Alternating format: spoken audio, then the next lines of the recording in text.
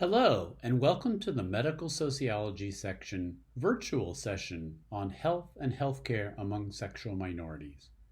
I'm Eric Wright from the Department of Sociology at Georgia State University in Atlanta.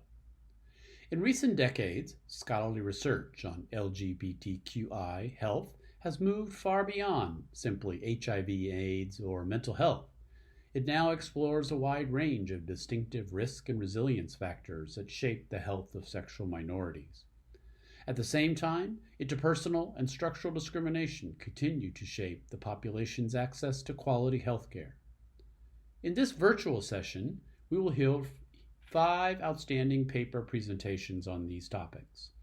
Each presenter explores the health and/or healthcare experiences of LGBTQI people and the many related policies that affect the quality of care provided to sexual minorities. I'm sure you'll find them fascinating. Thank you for attending our virtual session. As I already mentioned, we have 5 presentations in this session. Each presenter will take approximately 15 minutes to present their papers. Unfortunately, because this is a pre-recorded session, we will not have time for any discussion following the presentations, but we provide the contact information for each of the presenters here, and we will do so again after the presentations are concluded. Again, thank you for attending. Welcome. The title of our talk is Perils of Data-Driven Equity, Confronting the Fundamental Conditions of Gender and Sexual Minority Health Inequities. Recent years have witnessed a groundswell of interest in the health and healthcare needs of gender and sexual minority people. Growing efforts from advocacy and policy audiences seek to incorporate issues of sexual orientation and gender identity into matters of health and medicine, provoking new institutional activity towards recognizing and redressing LGBTQ+ health disparities. One prime example of this is the expansion of data collection on sexual orientation and gender identity within clinical settings. Advocates and public officials have called for expanded SOGI data collection within electronic health records as a rare opportunity for system transformation. This data collection is expected to thoroughly integrate issues of gender and sexuality within clinical care itself, as conveyed through the primary care encounter on the left, and facilitated through the technical capacity to record such data within EHRs, as shown on the right. Recommended standardized items on SOGI data collection include one item for sexual identity. Do you consider yourself as straight or heterosexual, lesbian, gay, or homosexual, bisexual, something else, don't know, or choosing not to disclose? One item for gender identity, and one item for assigned sex at birth. Taken together, the introduction of these 3 SOGI items are expected to transform clinical care practices while facilitating population-based research to assess the health and healthcare needs of gender and sexual minorities. Advocates and public officials thus view SOGI data collection in EHRs as the key to ending LGBT health disparities, with data serving as the foundation for understanding the population status and needs while ending LGBT invisibility in healthcare. Such data collection is typically seen as one of the most important things our government has done to promote better understanding of LGBT health disparities and interventions to reduce them. Several federal and state programs have since implemented SOGI data collection as a part of program requirements, oftentimes in the name of disparity reduction. So, taken together, these expectations of transformation, combined with public policy initiatives, have generated a seemingly powerful strategy of data-driven equity, in which data serve as the primary means of advancing social change and redressing inequality. Despite the grand hopes and expectations placed onto data as a strategy for equity, there is little evidence supporting technology-driven point-of-care interventions as means of reducing inequality. Existing studies focus on health IT requirements and implementation, reporting general levels of patient acceptability of SOGI items. But as promising as these studies may appear, they typically employ survey methods that miss crucial elements affecting healthcare delivery and everyday practice. The narrow focus on testing and developing standardized items tells us little about how these standards themselves interact with the social world, which is by no means guaranteed by their design or acceptability, risking limited change to clinical care practices. Furthermore, point-of-care interventions risk deflecting attention away from the fundamental drivers of health inequalities, including the social foundation of healthcare treatment inequities. Thus, institutional activity towards recognizing and redressing LGBTQ health disparities, as in the present case of SOGI data collection, warrants empirical scrutiny and fully accounting for the social context of health inequality. The focus of my presentation today is to present findings from an examination of SOGI data directly within the field, in which I examine what I call big data in action. Drawing from a larger qualitative project on the rise of big data analytics within U.S. healthcare and theoretical insights from science and technology studies, I take an ethnographic approach to examine one particular health system's integration of SOGI data within primary care. My field site is a large public safety net health system located on the West Coast, primarily serving low-income patients insured through Medicaid and the remaining uninsured. As a part of the database state accountability program, the health system was required to initiate SOGI data collection and reporting within primary care, informing the present case study. I conducted 10 months of observations across various departments, including administration, the Department of Quality, the IT and Analytics Division, and 2 outpatient clinics. These observations were further supplemented with in-depth, semi-structured interviews with primary care providers, complex care nurses, QI coordinators, clinic managers, and administrators. All field notes and interview data were transcribed and analyzed following the principles of grounded theory and situational analysis. Drawing from this fieldwork, today I will highlight 3 central challenges that elude data's grasp on the problem of inequity. 1. Provider and staff's limited understanding of the social significance of SOGI data. 2. Patient perception of the cultural insensitivity of SOGI items. And 3. Clinic need to balance competing priorities with SOGI collection. So I'll examine each of these 3 themes in turn now. Advocates and public officials typically expect data to stand on their own and yielding self-explanatory information, with SOGI data collection directly leading to providers understanding patients and providing affirmative care. But technical standards alone cannot guarantee that those expected to work with data on the ground share the same understanding as those mandating its collection at the level of policy. Standardized data collection does not tell providers and staff why and how sexual difference matters for health, including its social significance and relation to inequality. One of the main staff members involved with the SOGI initiative identified this as the primary challenge of initiating data collection. With the SOGI questions, I've been given feedback from providers. I don't understand why we're asking these questions. What does this have to do with somebody's health? I understand where they're coming from, there's a lot required of them, and now we're asking them to see providing health in a different way. It's often hard for somebody to even understand why we need to ask these questions, and then having to explain social determinants of health and health disparities to somebody who might not necessarily know what those things are. Even though they work in the health field, but my background is in public health, and there we have a lot of focus on social determinants and stigma. Primary care, from my observation, it doesn't seem like it so much. So it's hard for them to even just understand the concept of health disparities. And if they're not seeing the value of why we need to ask, it's challenging to get their buy-in. Personally, I think we need to do more around social determinants of health and health disparities and really explaining that to people. Because I don't know that everybody's universally on board with why these questions have anything to do with your medical health. So the main challenge here is not in the technical details of health IT requirements, but in communicating how and why sexual difference matters for care and equity. Data alone do not stand in for an argument of the social basis of inequality, such as how sexual orientation and gender identity are linked to social determinants of health and health disparities, nor do they guarantee that such an argument is universally understood among healthcare workers. As frontline providers, analytics staff, and administrators in this safety net institution confront mandated SOGI data collection, as displayed here on screen, technical requirements alone do not convey this social significance of sexual and gender difference, resulting in a decontextualized understanding of gender and sexuality. Without this shared understanding of SOGI data's significance, data collection itself is unlikely to lead to any form of data-driven equity. Additional issues may arise when data collection does not correspond with the social worlds of those being measured, with providers and staff perceiving that not all patients see gender and sexuality as relevant for receiving care. Social assumptions about who and what patients are like, such as being comfortable discussing gender and sexuality, possessing familiarity with American culture, and speaking English supported by a high school education, all play out at the point of data collection, with workers suggesting SOGI domains may be inappropriate in the clinical context due to patient differences in culture, language, and religiosity. The medical director of the system's main outpatient clinic shared her discomfort around asking SOGI items, not because she believed they were entirely unimportant, but because she perceived them to be culturally insensitive among already marginalized patients in the safety net. Yeah, so I think asking SOGI data, the good thing about that is you don't want to miss screening procedures for patients with gender transition, but at the same time, I don't know if culturally, in my opinion, we are discriminating more by asking these questions, I think.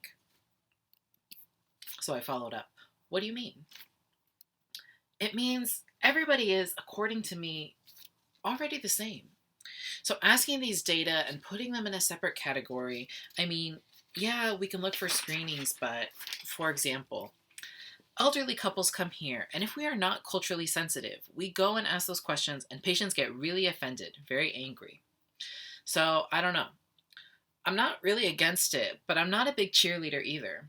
I'm okay to ask those questions and document, but I already take care of them. I already take care of gender and sexual minorities without judgment. And asking these questions, we have to be very careful about who we ask here. So I followed up.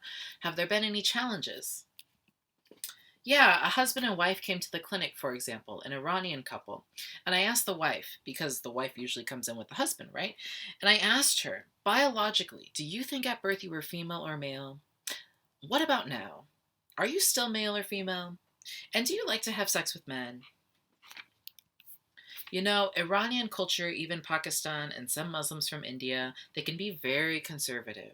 So when you ask that question in front of the husband, they both just completely shut down, especially at the beginning of the visit. So for me, then it's kind of difficult because you go in and they're still really upset with those questions. Why are you asking me this? Are they going to ask me these questions every single visit? If they don't have such questions in the future, I would really appreciate it. I think it's a taboo for them talking about sex. I think it's the culture, completely cultural. So in this instance, this medical director draws from her own experience as an immigrant from India herself, as well as a provider in the safety net context, to explain patient reactions to SOGI items. The perceived benefit of asking all patients the SOGI items, assumed within the strategy of mandated data collection, was rarely viewed as outweighing the risk of alienating already marginalized patients, a particularly sensitive issue within this safety net context. Providers and staff further find themselves poorly equipped to translate these standardized items across class, culture, language, and religion, with healthcare workers unable to do the behind-the-scenes contextual work rarely acknowledged by advocates of data-driven equity. SOGI data are merely one of many items collected, including health behavior assessments, substance use screenings, physical abuse questionnaires, and patient satisfaction surveys.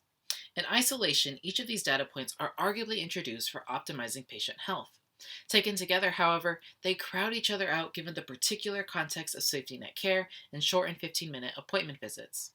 From the one-time asking of SOGI items, advocates and public officials expect providers to provide competent, affirmative care based on resulting data. But this is unlikely to happen if providers do not have the time and resources to consult with such data as a part of their regular work. One physician champion noted the strong impact her working conditions has on her ability to engage with SOGI data. So I asked, how do you think providers would react to having the SOGI data available in the EHR, in the electronic health record? I think they're too busy to pay attention, honestly.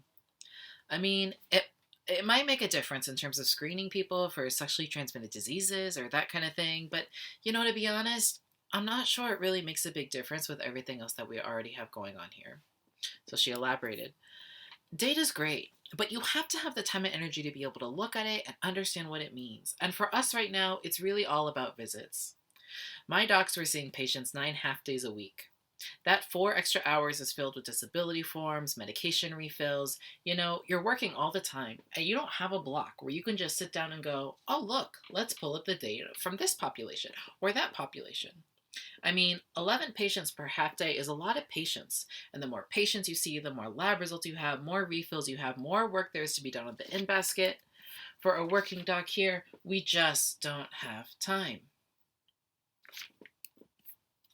Asking patients about their sexual orientation and gender identity in this particular context is quickly considered to be just one more thing in comparison with what is deemed to be much more important for care.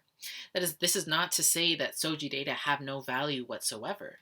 Rather, it has relatively little value in this provider's assessment compared to the many other demands on her time. If there is no time or ability for providers and staff to meaningfully engage with data, then what is the real value of its collection? Data advocates may continue to argue for data driven equity, but without a full understanding of the organizational context of care, including what care provision is like in the safety net, they risk increasing burden without yielding transformation. So, the themes I identify here speak to important contextual elements of health inequality that are unlikely to be redressed through data collection alone. While standardized data may hold great potential in bringing about change, this is neither automatic nor guaranteed, especially when divorced from the social context of both safety net care and health inequality. Furthermore, such point of care interventions are likely to remain ineffective insofar as they deflect attention away from the root causes of gender and sexual minority health inequities. While classic sociological understandings of these root causes focus on domains that exist beyond the scope of clinical care, the surge of interest in integrating social determinants, such as sexual orientation and gender identity, within healthcare and clinical care services suggests a need to re examine how inequality is ingrained into the institution of medicine itself. In other words, we must focus on the fundamental conditions of health and healthcare inequities, the upstream institutional level factors of medicine itself that shape the quality and character of all downstream patient provider interactions. Consider the perils of data driven equity, in which data serve as the primary means of advancing social change, intervening upon clinical settings as potential sites for redressing inequality. Yet this strategy takes place at the expense of addressing the institutional level factors of gender and sexual minority health inequities. The systemic deprioritization of gender and sexual minorities runs deep throughout all of medicine and healthcare. It shapes the content and breadth of clinical training, with limited attention given to gender and sexuality within health professions education, the location and scope of sites of care, with the separation of mainstream care organizations from LGBTQ-oriented clinics, the relative diversity of the health professions workforce, and the current state of biomedical knowledge. Technology-driven interventions focused on transforming medicine at the point of care are simply too weak to counteract the powerful forces of deeply entrenched, institutionalized inequity. To redress this inequity, we need to look upstream at the institutional conditions affecting the seemingly evident health and healthcare needs of gender and sexual minorities. To truly advance the highest possible standard of health for all people, we need more than mere downstream data-driven interventions in the name of disparity reduction. We need to confront the social conditions that reflect and shape where and how certain people stand relative to others. In short, we need true institutional transformation, not just focused on assessing how things currently are, but envisioning how they otherwise could be. I'd like to thank my colleagues at UCSF and Cal State, acknowledge my sources of funding. If you are interested at all in learning more about this research, this article is now published in Big Data and Society. Otherwise, feel free to reach out to me via email or Twitter. Thanks so much for your time and attention. Today, we would like to convey findings from our ongoing work, which is about intersectionality and healthcare satisfaction. This is a work in progress, and we welcome any feedback or questions that will help develop this research further on. This research has first been motivated by reports of dissatisfactory healthcare experience among the sexual minority population. Studies have shown that assumptions of heteronormativity and discriminatory experiences operate as entrenched barriers that lead to heightened levels of dissatisfaction with healthcare providers, as well as delay or avoidance of care. However, Most existing research examining healthcare satisfaction among the sexual minority contrasts their experience relative to persons who identify as heterosexual. Relatively less research has employed an intersectionality framework to examine how sexual orientation intersects with other personal characteristics to shape healthcare experience. We thought racial ethnic identity would be another significant characteristic that, jointly with sexual orientation, can shape disparities in healthcare satisfaction. Furthermore, use of intersectionality has mostly occurred in qualitative health research, so we thought employing an intersectional approach with available probability-based data would contribute to the study of healthcare satisfaction at population level.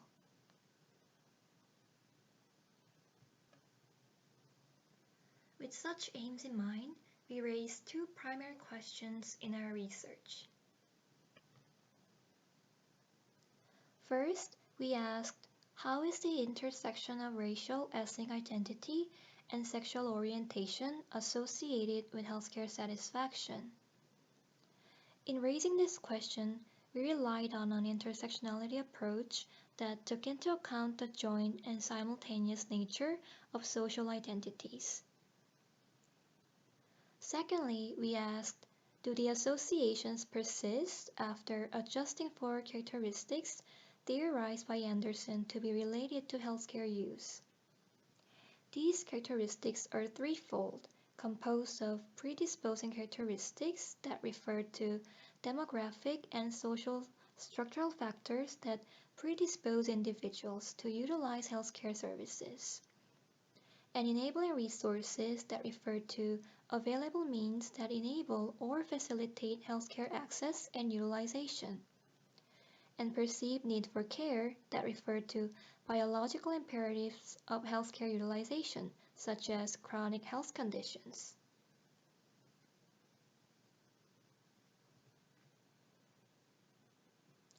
We utilized Burfee's data, a collaborative project between all U.S. states and CDC among the adult population. Burfee's has been asking about healthcare satisfaction since 2013, with the exception of 2015, when the question was not asked, so we limited our data to these 5 years. Our analytic sample consists of adults with valid information on racial ethnic identity, sexual orientation, and healthcare satisfaction. Rates of item non-response were small, and missing data were multiply imputed. Our dependent measure is satisfaction with care received. Originally, it was asked, in general, how satisfied are you with the healthcare you received? Would you say 1. Very satisfied, 2. Somewhat satisfied, and 3. Not at all satisfied. Item responses were reverse coded so that greater values indicated higher levels of satisfaction, and we conducted ordered logistic regression.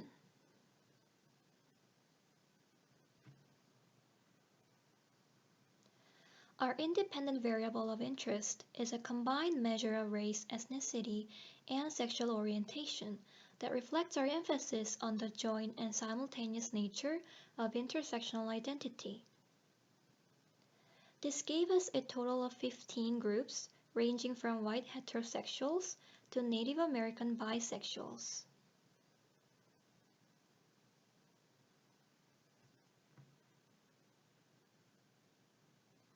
Other predisposing characteristics included gender, age, marital status, number of children in the household, education level, and employment status.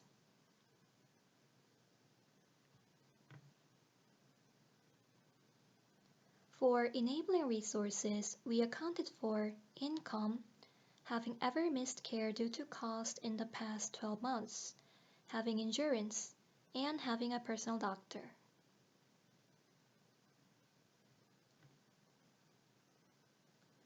Lastly, as to need-based characteristics, we considered current smoking, heavy drinking, physical activity, overweight and obesity, and number of chronic conditions, ranging from asthma, diabetes, to cancer.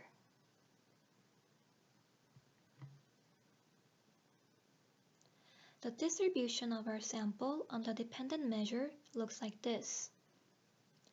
Generally, the modal response is very satisfied, except for Hispanic bisexuals, Asian bisexuals, and Native American gays and lesbians. Within each racial ethnic group, we see that relative to heterosexuals, gays, lesbians, and bisexuals tend to be less very satisfied, except for Asian gays and lesbians.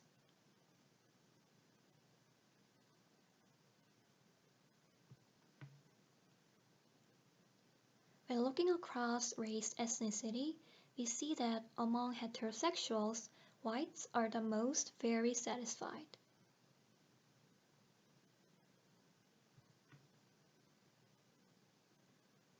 And among gays and lesbians, Native Americans are the least very satisfied.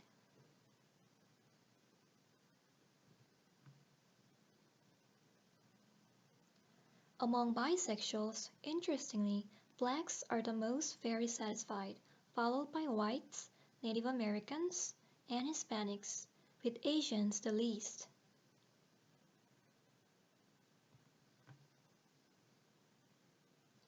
Going into analysis, we find first in our baseline model that compared to white heterosexuals, white bisexuals, black heterosexuals, Hispanic heterosexuals, Hispanic gays and lesbians, Hispanic bisexuals, Asian heterosexuals, Asian bisexuals, Native American heterosexuals, and Native American gays and lesbians have lower odds of reporting greater satisfaction with healthcare. In our fully adjusted model, we find that most groups remain significant except for Hispanics. Interestingly, for Hispanics, previously significant associations disappeared after we accounted for enabling resources, implying that for this racial ethnic group in particular, material conditions like cost can be powerful predictors of satisfaction with care.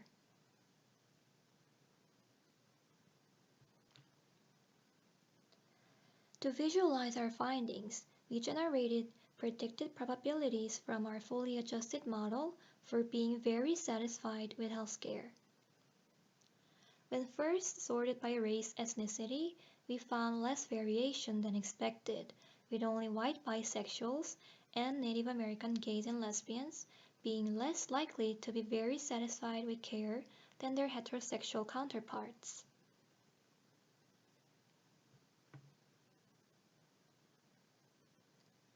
When sorted by sexual orientation, we found slightly more variation, with racial ethnic disparities standing out among heterosexuals.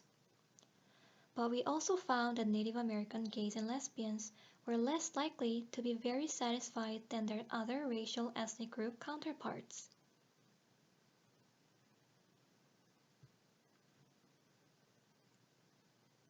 So what this gives us is that racial disparities exist among heterosexuals, whereby blacks, Asians, and Native Americans display less likelihood of being very satisfied with healthcare they receive compared to whites.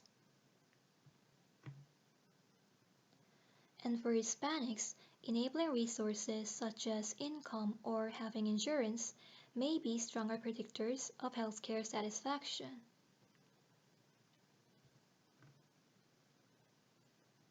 But most importantly, we find that Native American gays and lesbians consistently report less likelihood of being very satisfied with the healthcare they had received when compared to either Native American heterosexuals or white gays and lesbians. This implies that the intersection of racial identity and sexual orientation particularly relegates Native Americans to a vulnerable position whereby they are exposed to less satisfactory healthcare settings. Thus, we conclude that there may exist unique experiences at the intersection of race, ethnicity, and sexual orientation that may affect healthcare satisfaction. Based on existing literature, we highly suggest that psychosocial factors, such as interpersonal interaction with healthcare providers, be incorporated into available data further on to more effectively promote healthcare utilization in the long run. Doing so will help identify the driving predictors that underlie satisfaction with healthcare among racial, ethnic, and/or sexual minority groups. Thank you, and we welcome any feedback or questions.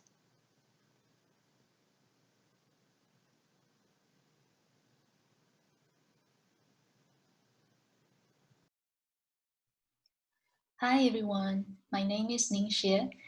I am presenting a paper on how experience with culturally competent care and satisfaction with care vary by sexual orientation in the United States. I'd like to acknowledge the contribution of my co-author, Ina Mirzoyan.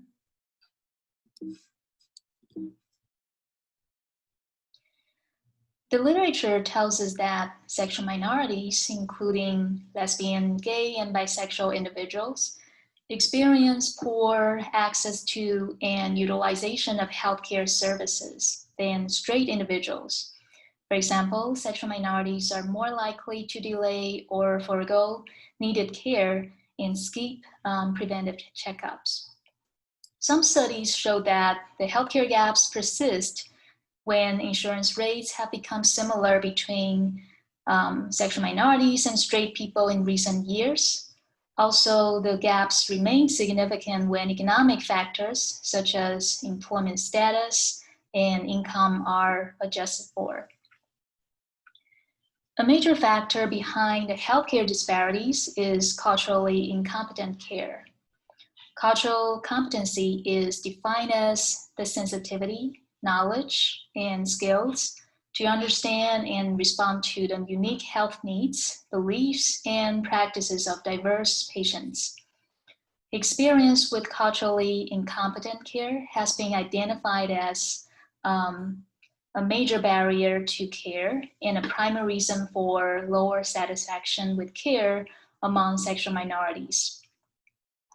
Explanations for this experience include providers' prejudice against sexual minorities and heteronormative presumptions, providers' lack of knowledge about sexuality, unwillingness to listen to and seek out information for sexual minority patients, and consequently, patients may avoid disclosing their sexual orientation due to fear of discrimination and poor treatment.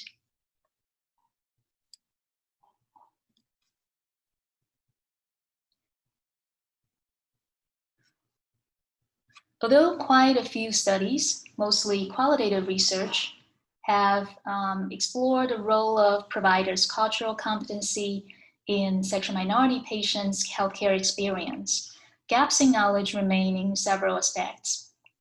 First, little is known about to what extent sexual minority patients receive less competent care than straight patients at a population level.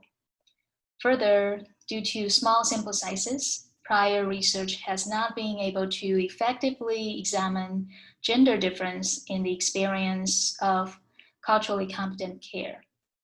And finally, most research has focused only on lesbian, gay, and bisexual individuals while overlooking other sexual minorities.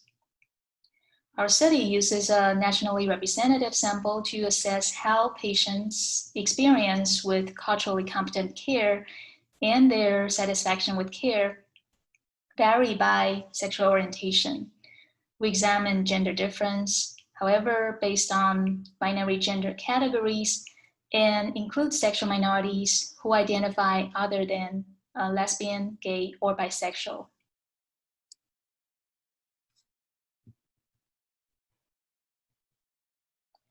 We use data from the 2017 National Health Interview Survey.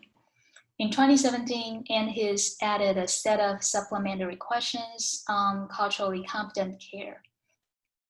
The respondents who were eligible to these questions are those who have seen a provider in the past 12 months.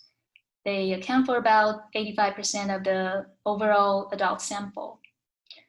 Our final sample includes almost 21,600 respondents aged 18 and older. Among them, more than 400 people self-identified as gay or lesbian, almost 300 people self-identified as bisexual, and slightly more than 100 people self-identified as something else. And the rest majority identified as straight.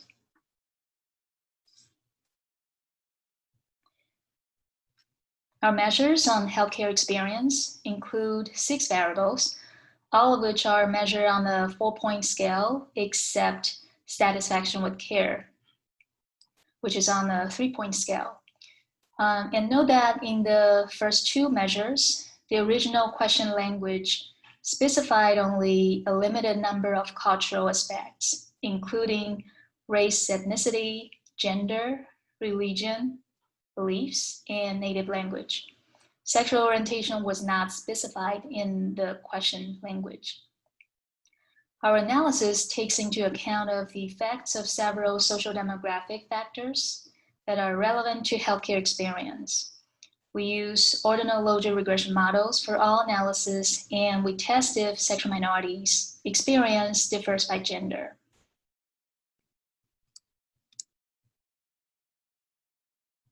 Here we show the descriptive statistics of healthcare experiences across 4 sexual orientation groups. Overall, men's experience does not vary much by sexual orientation.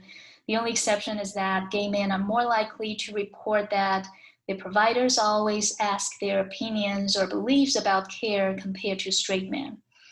Although men identified as something else look quite different from other male groups, the differences are not statistically significant, likely because of small sample size. Among women, differences by sexual orientation are more pronounced. All sexual minority women are less likely to see providers who share culture than straight women. Women identified as bisexual and something else are also treated with less respect by providers compared to straight women. They are also much less satisfied with their healthcare than straight women.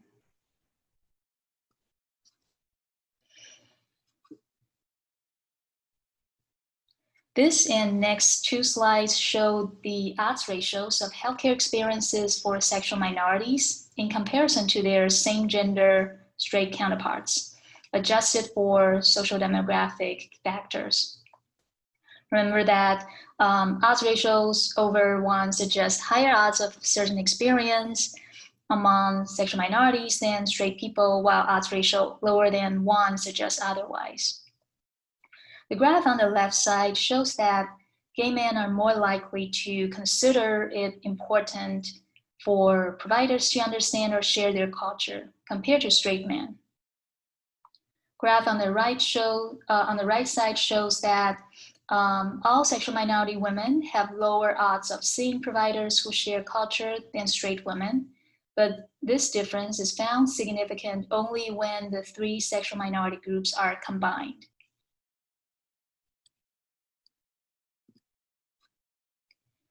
Now, the graph on the left side shows that sexual minority women, particularly bisexual and something else identified women, have lower odds of being treated with respect by providers than straight women. The graph on the right side suggests that gay men are more likely to have providers asking their opinions or beliefs about care compared to straight men. By contrast, all sexual minority women are less likely to have providers asking their opinions than straight women.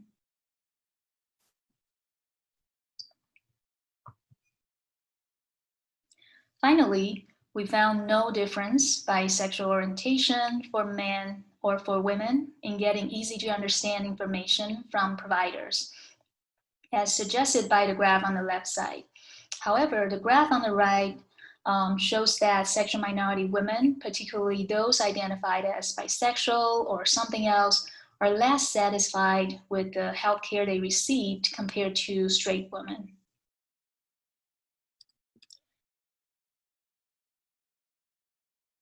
To summarize our findings, overall, we found that experience with culturally competent care and satisfaction with care differ by sexual orientation.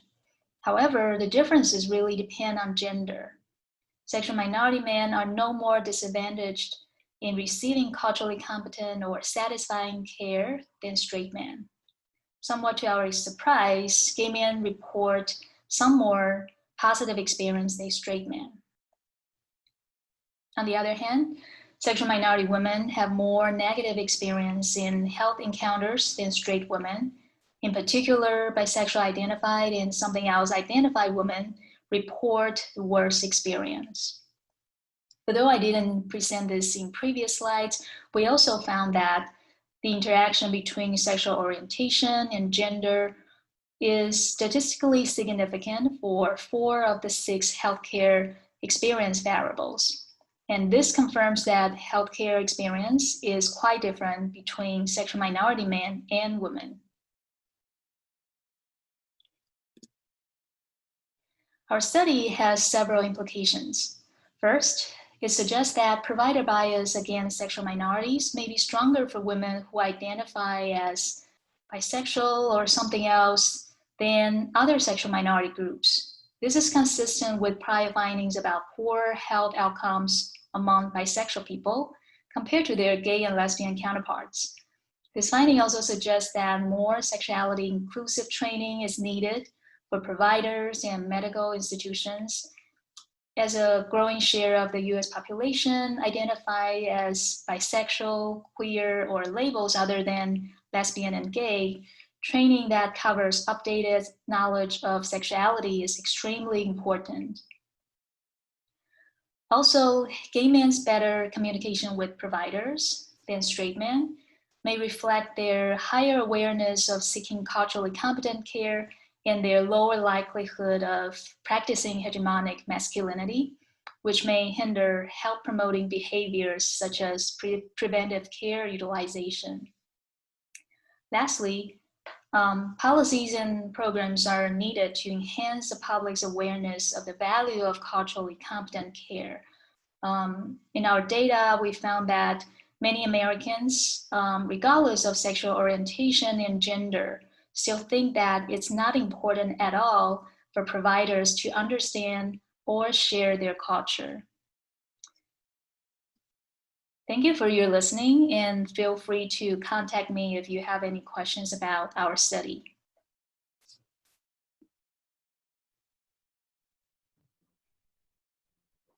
Hello, my name is Emily Payne, and I am a postdoc at the HIV Center at Columbia University. And this paper is currently titled Fat Broken Arm Syndrome, Negotiating Risk, Stigma, and Weight Bias in LGBTQ Healthcare.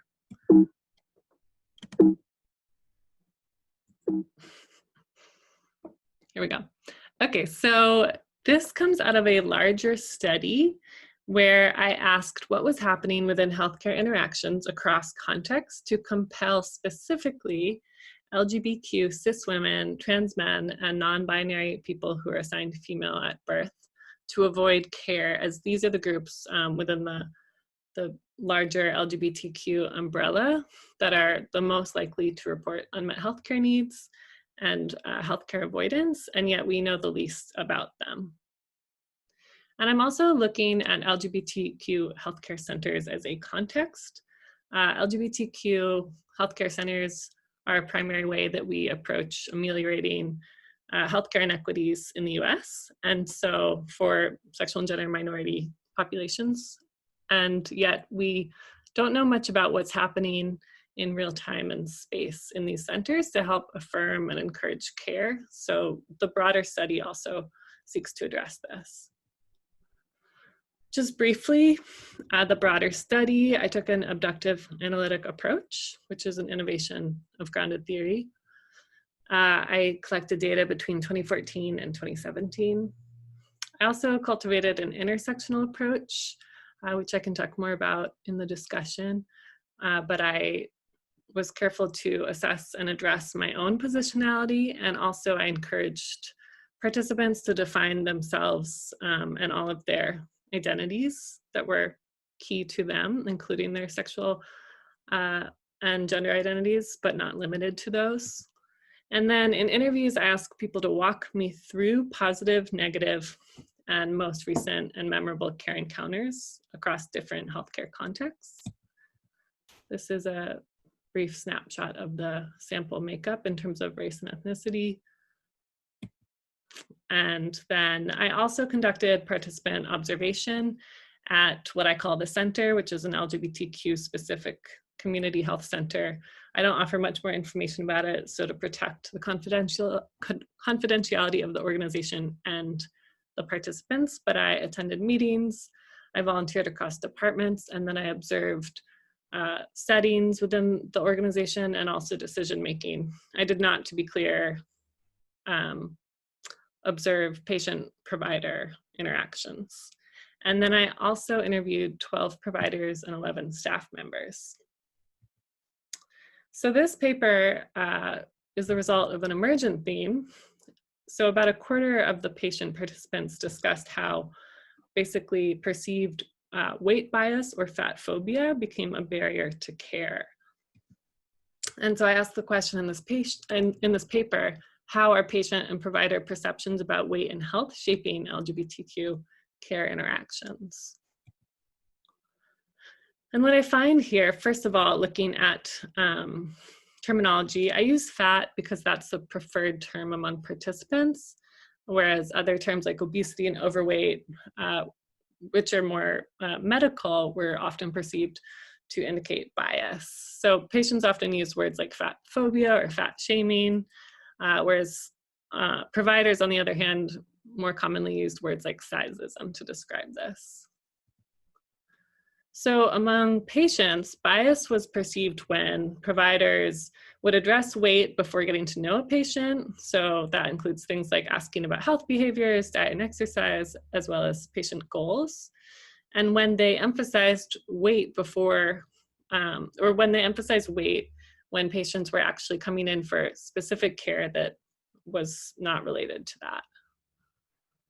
And then it was really important for patients to identify when a provider might be biased, because this was seen as a health risk. They feared that providers with bias would be distracted and misdiagnose them. And this came from their own personal experiences, but it was also informed by a larger community health knowledge. So the stories from within their social network. So for example, Amelia, who's a white, cis, queer, fat femme, those are her identities. She shares, for me as a fat person, being in a doctor's office, seeing at what point that gets brought up and to what extent and how far it gets pushed makes you wonder, sort of gauge the quality of care you might anticipate. So if it's sort of an immediate thing or it's being pushed a lot, you just sort of think, well, this person's not going to see the larger picture of my health. And luckily, I haven't had any really misdiagnosed serious thing, but there are stories of people, fat patients, of course, who had cancer, and they were told to lose weight, but turns out something was really terribly wrong.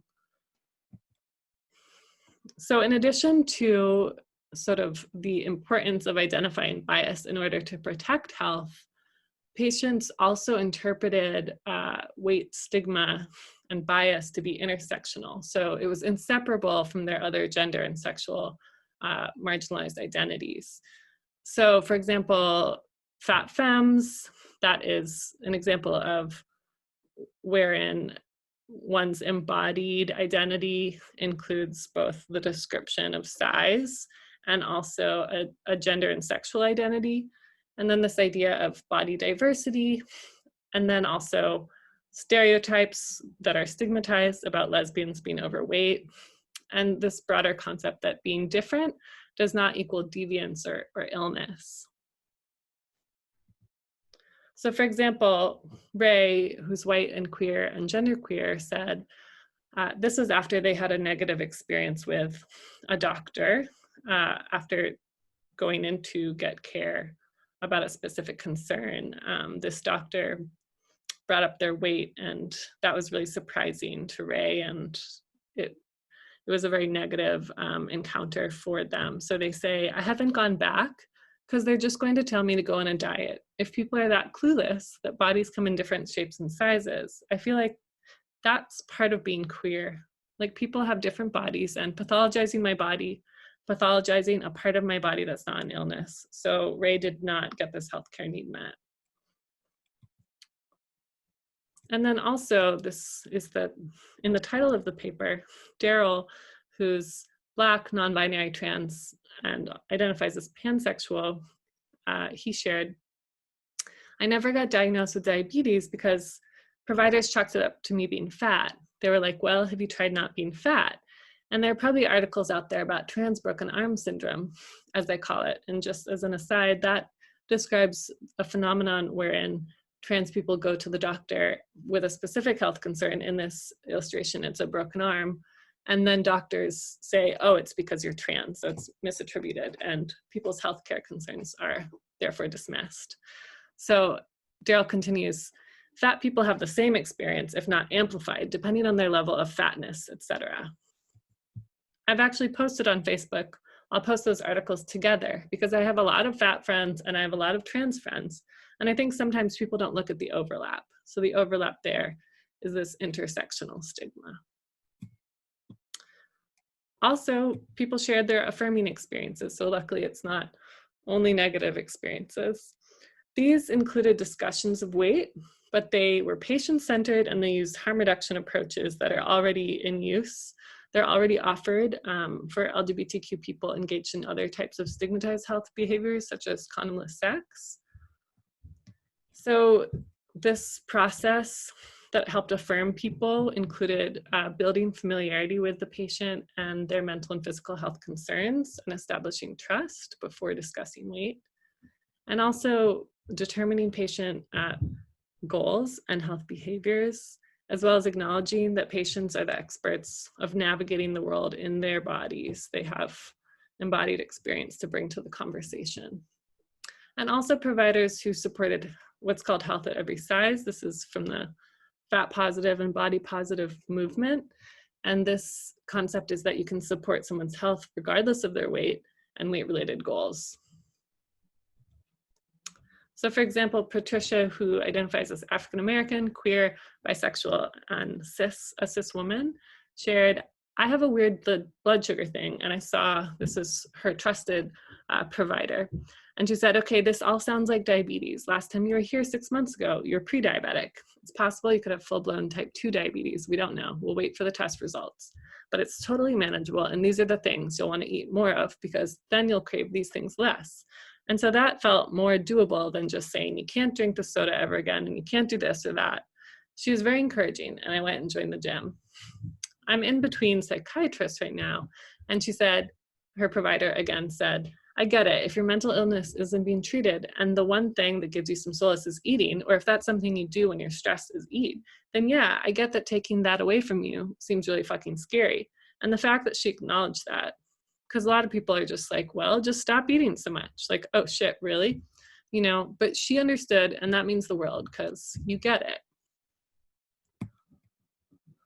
So then beyond patient perspectives, I was also able to speak with providers and staff. And it just so happened that while I was observing at the center over the period of time I was there, sizeism came up as an issue that was frequently in meetings. Patients had brought it to the forefront, to the attention of the organization. And so they were trying to figure out how to address it across different departments. So basically, employees fell in two different camps, either framing fat as risky or in terms of stigma. So those who fell into the risk camp described a medical moral duty to prioritize the treatment of patient weight so that they can protect patient health and diminish risk. And folks who fell into this camp typically did not identify as fat or of size, and they saw the center as doing harm if they prioritize sensitivity, but they also conflated sensitivity with never discussing weight. So it's a very sort of black and white framing. And then folks who fell into the camp of framing fat in terms of stigma, they described a duty to reduce stigma in their provider-patient relationships by building trust, and they believe that that would ultimately actually lead to better adherence and health. These folks often identified as fat or of size or conveyed stories of loved ones who'd experienced fat phobia in medical settings. And they suggested that weight warranted the use of stigma reduction approaches that were already in use, again, for sexual behaviors deemed risky that are also socially stigmatized. And they also encouraged patient-centered discussions of weight, so taking an individual approach. So for example, in the first camp, someone shared, I have to say there's this push that if we're going to support women, we need to not talk about weight and not ever encourage people to lose weight. I'm like, okay, but first we have to do no harm. There are people in my life that are overweight. I know they are at greater risk for cancer, diabetes, heart disease. I would like them to lose a little weight. That doesn't make me less of a feminist. I feel contradictory feelings about us moving in the direction of, let's not talk to people about how it would be good for their health to lose a little weight. And then in the other camp, a provider shared, as someone of size, I've experienced it in the medical world where everything is made about weight. I don't make it about weight. I try to talk about health. Okay, let's get the number. Are you eating healthy? Are you being active? You know, I care about that much more than what your weight is. I don't care about your weight. Forget the number. And there's enough data to kind of support that. No one is going to say that being overweight is a healthy thing, but they've definitely shown it's really about what your diet is, whether you're active, don't smoke, you know, those types of things much more than anything else. So I contextualize this in terms of negotiating risk, stigma, and weight bias in LGBTQ healthcare. And I look at sort of the broader sociopolitical context. So this is in the post-ACA era. And that means we've moved towards accountable care models and value-based care. Simultaneously, sexual and gender minorities have been deemed a health disparity priority population, which means that researchers and healthcare providers and administrators are incentivized to address and ameliorate population level disparities. One of them happens to be that lesbian women have higher BMIs on average than their straight peers, so that is commonly focused on in these literatures. And then the sociological literature on, and other scholars who contribute to fat studies tell us about how people deploy these fat frames throughout the obesity epidemic. And of course, in society, despite population level changes in weight in the US, fatness is still treated as a moral failure and an individual failure. So that also culminates in this context specifically in terms of an organization's quality goals. So they are put in the position now in this post-ACA landscape where they have to identify quality goals, and oftentimes they are pressured to seek out ones that are both easily quantifiable, but also low-hanging fruit. So something like BMI counseling or smoking cessation counseling, for example, would be considered low-hanging fruit because it only involves a conversation, not a much more difficult to shift healthcare outcome. And what I argue ultimately is that coming out of all these social forces, it's extremely important that we use stigma reduction approaches in order for attempts to address LGBTQ health disparities to actually ameliorate rather than exacerbate inequities. And the way to do that, these findings suggest, is that we learn from the communities. We really center the people in those communities in order to learn about their health goals, their embodied experiences, their motivations, and then ensure that any approaches to address health inequities center and these processes are built around community health knowledge. Thank you so much.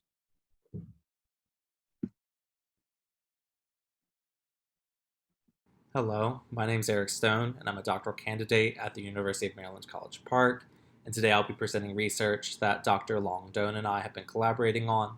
The title of our presentation is Let's Talk About Sex, Doctor-Patient Discussions of Sexual Orientation and History Increases Access to HIV and STI Testing. I will first outline our research questions guiding the presentation today and the motivation behind why are we asking those questions. So we have three main research questions guiding our presentation today. First, do we observe group differences by sexuality and gender in access to HIV and STI testing? Second, does outness or disclosing one's sexuality to healthcare providers improve patients' access to HIV and STI testing? And lastly, what is the marginal effect of sexual identity disclosure on testing access and patients' likelihood of discussing sexual health with healthcare providers? Now, why are we asking these questions?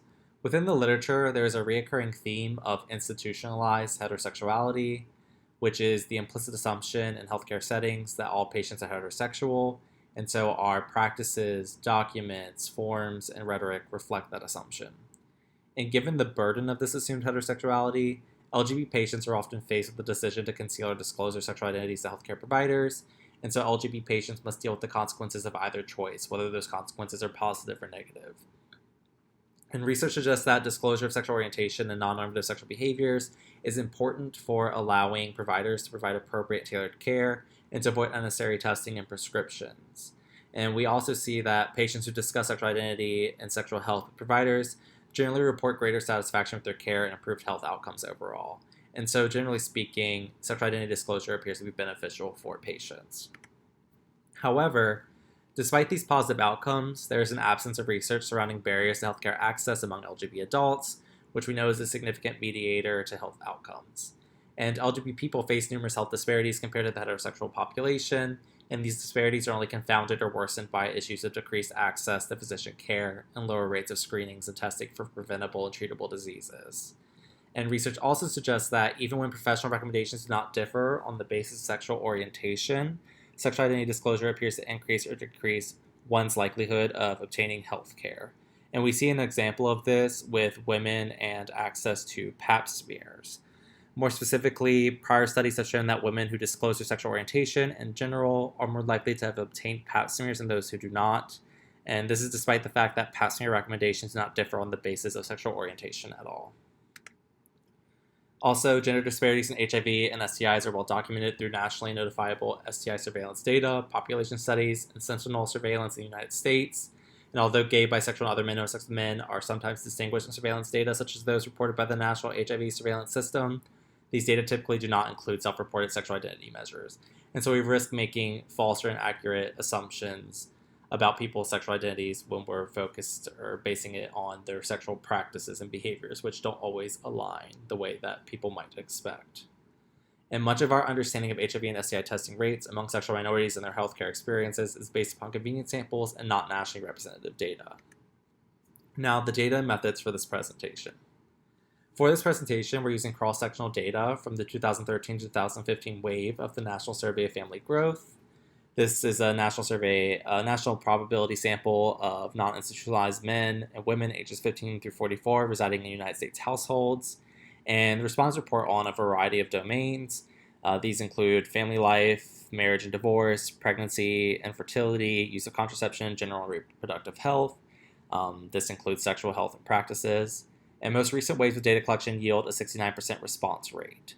And the NSFG is ideal for a presentation or questions such as the ones we've outlined today because it's one of the few nationally representative data sets containing self-reported sexual orientation information. Now, for our measures, we have two primary outcome variables we'll be exploring today. First, whether a respondent had ever received an HIV test before in their life. And second, if a respondent had received an STI test in the last 12 months. And both of these are binary indicators, yes or no. And these outcome variables are constructed as with data permitting according to the Center for Disease Control and Prevention's 2015 Sexually Transmitted Diseases Treatment Guidelines.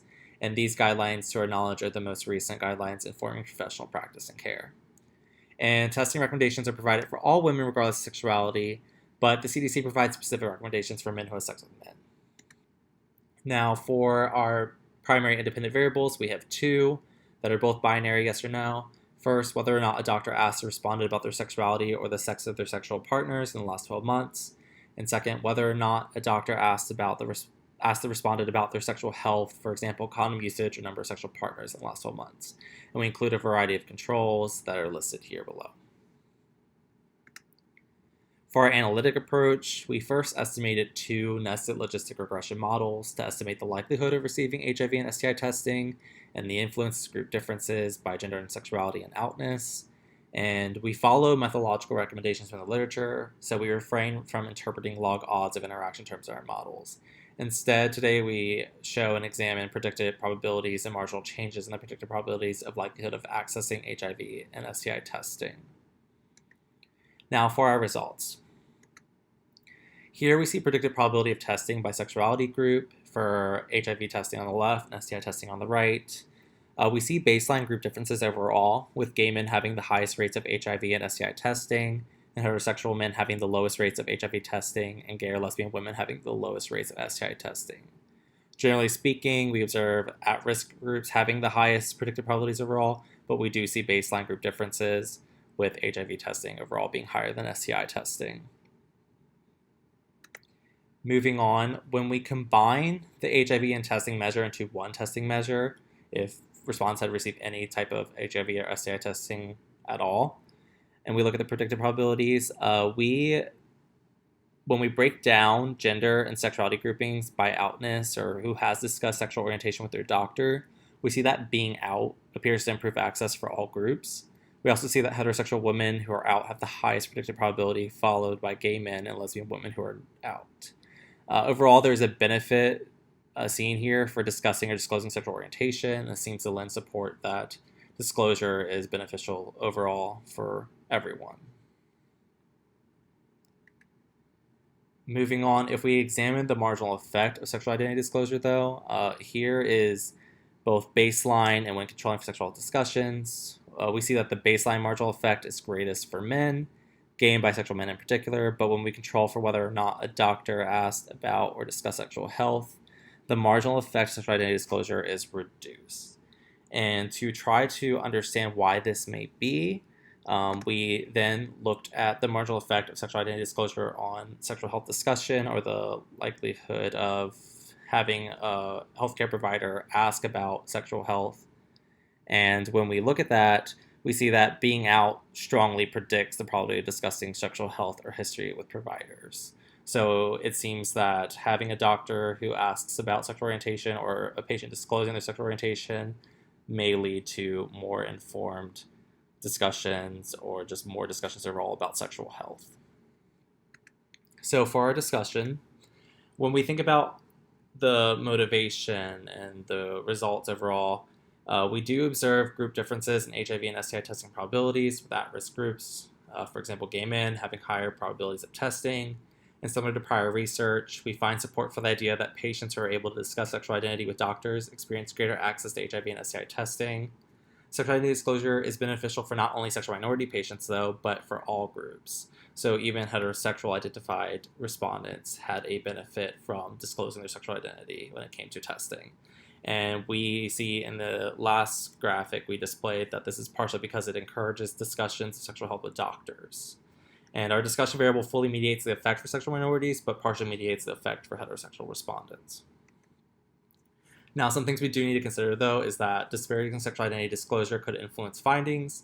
Certain patients, particularly sexual minorities, might not be comfortable disclosing their actual sexual identity when asked by providers, and that could be present in the data.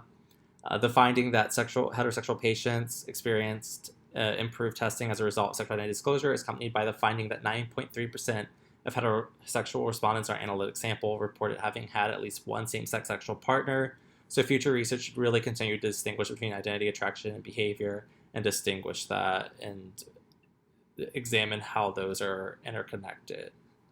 And future data collection should also extend beyond binary measures of whether or not doctors discuss sexual orientation or sexual health with patients. In particular, we should be emphasizing the content and quality of these discussions when able. And lastly, for anyone who is interested, since much of the findings today, we combined HIV testing and STI testing into one testing measure. Here are the predicted probabilities of testing by sexual identity disclosure for HIV testing and STI testing separately for your review. Thank you very much. Thank you. Thank you. Thank you. Please join me in thanking our panelists for an engaging session. I want to express a special thank you to our presenters for persevering recording their talks even in the midst of this global COVID pandemic. And finally, all of the participants and I would like to extend a special thank you to Taylor Cruz, who served as our technical coordinator and assembled this pre-recorded session. As promised, here is the contact information for all of our presenters as well as the titles of their papers again. Please feel free to contact anybody for more information about the presentations and papers. And thank you for coming to this virtual session sponsored by the American Sociological Association's Medical Sociology session.